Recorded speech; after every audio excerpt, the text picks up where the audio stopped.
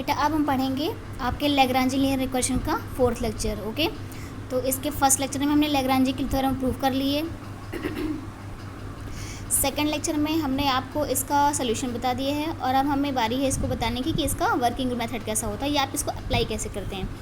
तो सबसे पहले आपको जो भी इक्वेशन दिया होगा ओके, उसका आप अपने इस लैग्रांज के स्टैंडर्ड फॉर्मेट से कंपैरिजन करेंगे और देखेंगे कि क्या वो इसको फॉलो कर रहा है कि नहीं कर रहा है। अगर वो इसे कंपेयर करने पे इसको फॉलो कर रहा है तब तो आप इसमें लैग्रांज की मेथड अप्लाई करेंगे, वरना नहीं करेंगे। ठीक, तो इसके बाद कंपेयर करने के बाद आपको 3 वैल्यूज़ मिलेंगी, एक कैपिटल पी की, एक कैपिटल क्यू की और एक कैपिटल आर की।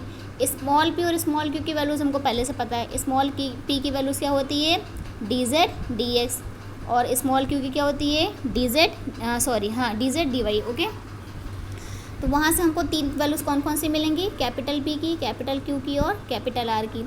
उसके बाद हमने जो सोल्यूशन ऑफ लैग्रांज की लीनियर इक्वेशन में वो मेथड वो इक्वेशन फाइंड किया था वो कैसा था, d s upon p equal to d y upon q equal to d z upon r. इसको बोलते हैं ऑक्सिलरी इक्वेशन। ठीक है, तो यहाँ से हमको जो पी क्यू आर की वैल्यूज़ मिलेंगी कंपेयर करने के बाद किसी भी इक्वेशन को, उन वैल्यूज़ को हम लैग्रांज के ऑक्सिलरी इक्वेशन में रखेंगे।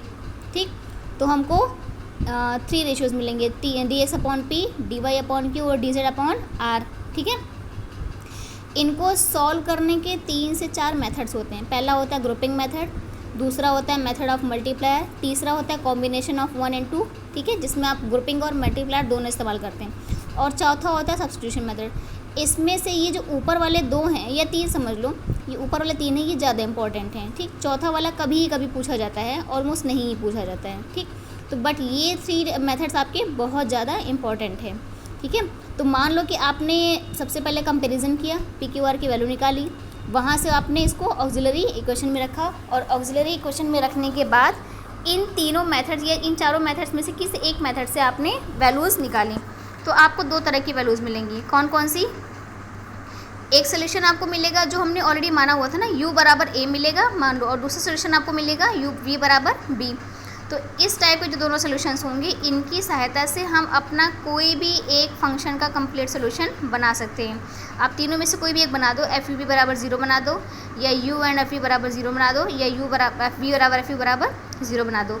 आप फटाफट ये देख लो कि इन तीनों मेथड्स में होता क्या क्या है, ग्रुपिंग मेथड में, मेथड ऑफ मल्टीप्लायर में और इसके कॉम्बिनेशन में। तो देखो ग्रुपिंग मेथड में सबसे पहले हमारे पास 3 इक्वेशन होते हैं, ऑक्सिलरी इक्वेशन में पास 3 इक्वेशन होते हैं ना, कौन कौन से, d x upon p, d y upon q और डी जेड अपॉन आर। इन तीनों में से आप किसी 2 को लेकर के पेयरिंग कर लो या ग्रुप बना लो, तो इसको बोलते हैं ग्रुपिंग मेथड। ठीक है, चाहे आप पहले वाले को ले लो, चाहे आप बाद के 2 को ले लो, या आप पहले और तीसरे को ले लो। ठीक, अब मान लो कि आपने तीनों में से कोई 2 ले लिए, मान लो आपने डी एक्स को और डी वाई को ले लिया, तो डी एक्स अपॉन पी और डी वाई अपॉन क्यू, यहाँ से आपको क्या मिल जाएगा, डी वाई अपॉन जेड और क्यू अपॉन पी। तो ये भी तो एक वो हो गया ना आपका, क्या बोलते हैं, पार्शियल डिफरेंशियल इक्वेशन। ये भी आपका डिफरेंशियल इक्वेशन ही है, पार्शियल नहीं, ये आपका डिफरेंशियल इक्वेशन है, डी वाई अपॉन एक्स और क्यू अपॉन पी। तो हम अगर इसको इजली इंटीग्रेट कर सकते हैं, ठीक, और यहाँ से कोई एक वैल्यू या एक सोल्यूशन u बराबर a निकाल सकते हैं, तो इसको बोलते हैं ग्रुपिंग मेथड। तो उसमें क्या करते हैं, कोई भी तीन में से कोई भी 2 पार्ट ले लेते हैं और उन दोनों पार्ट्स को एक डिफरेंशियल इक्वेशन बना देते हैं, और अगर उस डिफरेंशियल इक्वेशन को हम इजली इंटीग्रेट कर सकते हैं, ठीक, और वो हमें एक सोल्यूशन दे दे, तो ये होता है ग्रुपिंग मेथड।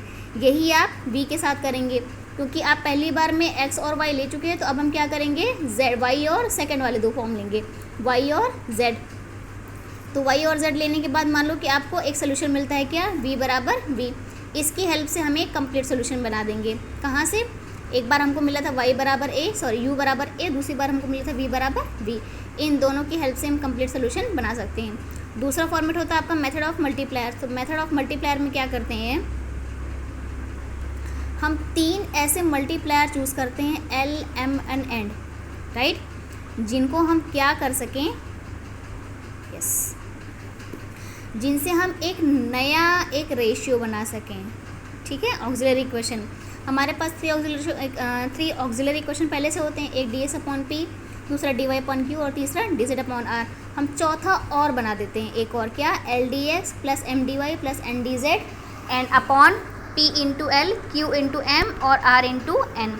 ठीक। और इसको हम ऐसा बनाते हैं कि जब भी हम इसको ऐड करें और इसको सॉल्व करें तो हमारा जो नीचे वाला पार्ट है यानी कि डिनोमिनेटर है वो ज़ीरो हो जाए, राइट। और अगर ये ज़ीरो हो जाएगा तो उसके बाद हमारे लिए काम बहुत आसान हो जाएगा। वो ऐसे कि देखो तीन ऑक्सिलरी इक्वेशन आपके पास है ही, एक ये और एक ये, और चौथा वाला का जो डिनोमिनेटर है वो क्या हो गया, ज़ीरो हो गया।